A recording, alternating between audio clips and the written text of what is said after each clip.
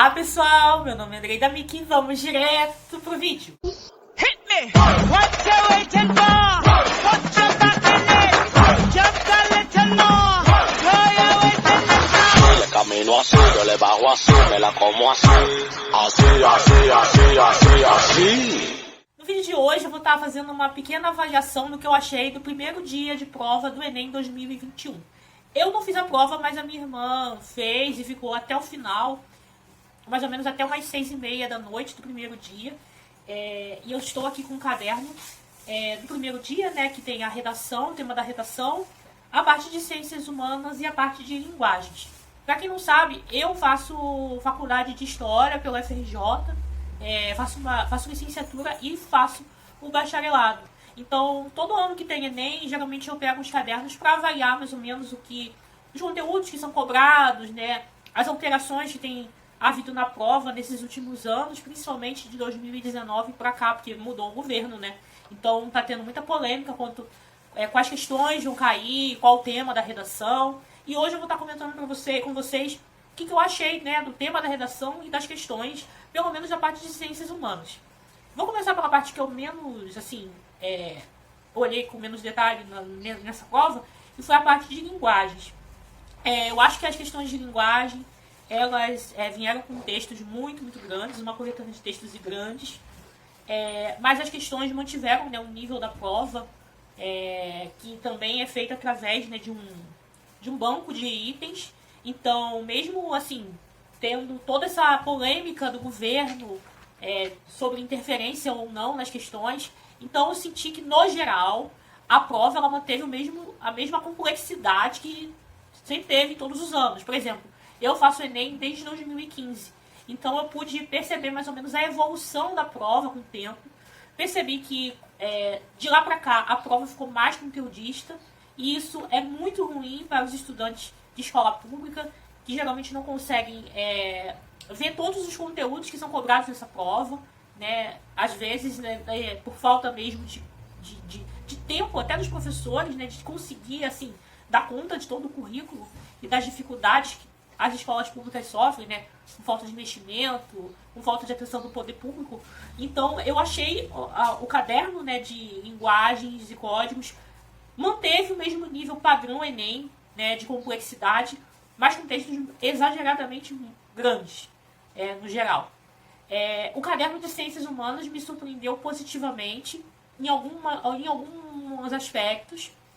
Me surpreendeu positivamente eles voltarem a colocar questões de Brasil na prova. Caiu 2 questões sobre o período Vargas, né? E isso foi um diferencial nos últimos Enems.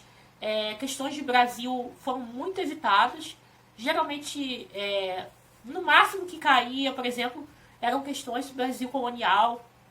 Mas nessa prova eu percebi que alguma coisa de Brasil contemporâneo, pelo menos no período Vargas, caiu, né?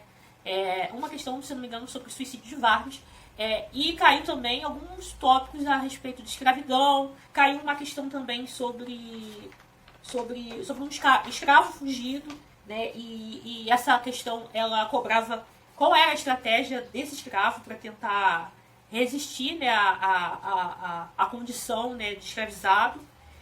Outras questões, por exemplo, eu achei que as questões de filosofia foram muito pesadas, cobraram coisas, conceitos que eu acredito que a maior parte dos estudantes de escola pública não tem sequer conhecimento, acesso. Então, apesar de um caderno de ciências humanas ter retornado com algumas questões de história contemporânea, o peso de algumas matérias assim, menos usuais no ensino médio das escolas públicas foi ainda muito forte, tanto que é uma questão de filosofia, de história contemporânea.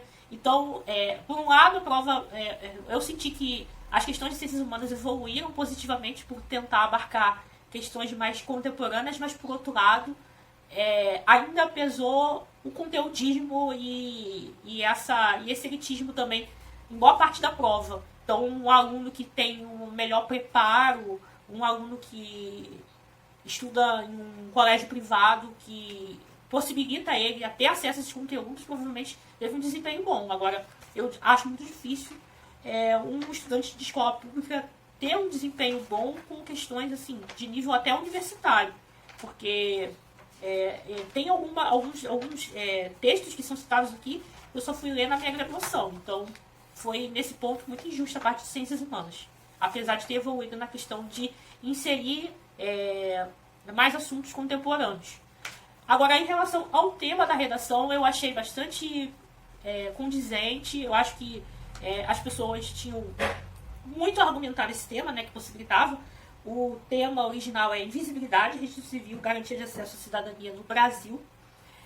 Eu acho que, pelo próprio contexto da pandemia, isso ficou muito claro que a maior parte da sociedade brasileira ela fica totalmente de fora de uma série de direitos, né? Tanto que quando rolou aquela questão do auxílio emergencial, que foi liberado para mais de 60 milhões de pessoas no Brasil, né? Eu lembro que as agências, né, da Caixa Econômica Federal lotaram, e foi muito recorrente casos de pessoas que não tinham documentos básicos, como CPF, identidade.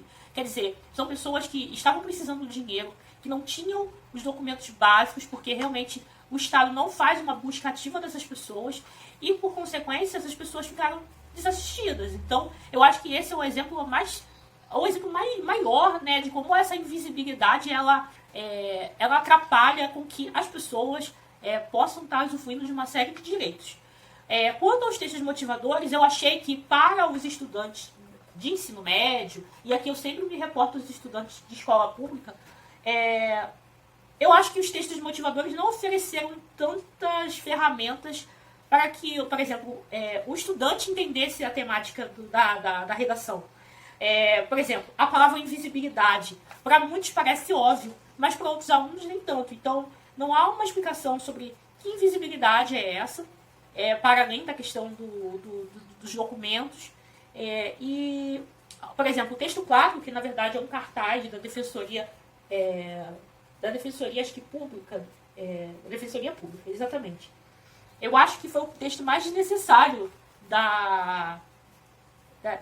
dessa coletânea inteira da proposta de redação, porque não ofereceu nada novo ao estudante. E os outros textos que, por exemplo, tem um texto aqui que trata sobre os moradores, né, de rua, em situação de rua, que também são uma das vítimas, né, dessa invisibilidade, que não tem acesso a direitos básicos. Esse texto aqui eu acho que foi o melhor texto, é retirado de um livro chamado Invisíveis, uma etnografia sobre identidade, direitos e cidadania nas territórios de brasileiros sem documento, que foi fruto de uma tese, né, de doutorado em História Política e Bens Culturais pela Fundação Getúlio Vargas. Esse texto aqui foi um dos melhores, eu acho que dá a dimensão, foi o que melhor deu a dimensão para o aluno sobre o impacto real dessa falta, né, dessa invisibilidade,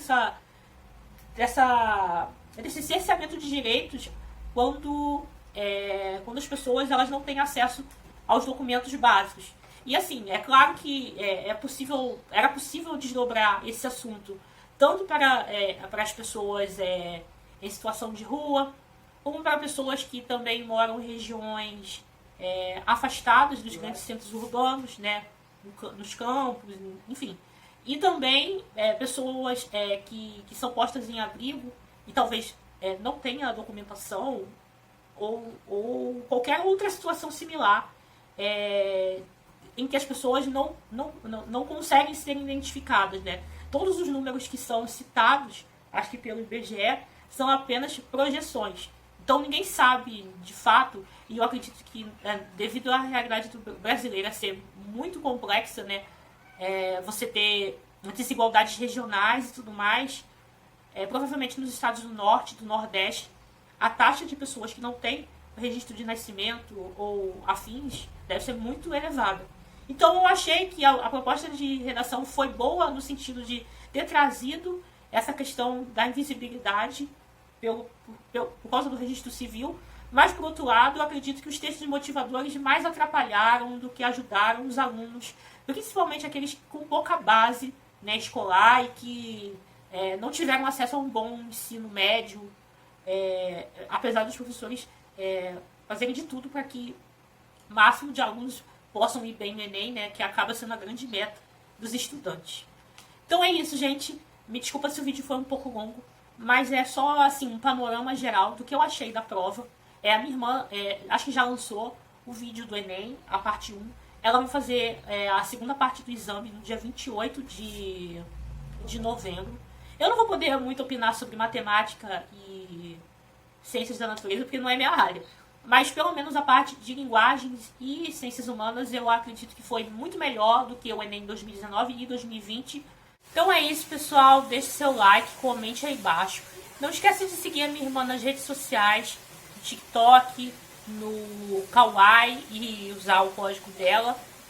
E até o próximo vídeo.